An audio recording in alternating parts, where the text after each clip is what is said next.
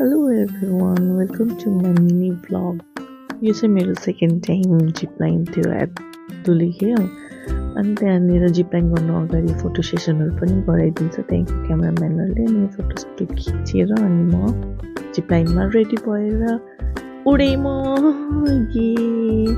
मलाई कस्तो रमाइलो लागिरहेको थियो मैले एकदम इन्जोय गरेँ मैले फर्स्ट टाइम सुपरम्यान ट्राई गरेको थिएँ नि त अनि पछि मलाई सायद खासै त्यति डर लागेन अनि मैले एकदम धेरै इन्जोय गरिरहेको थिएँ अनि म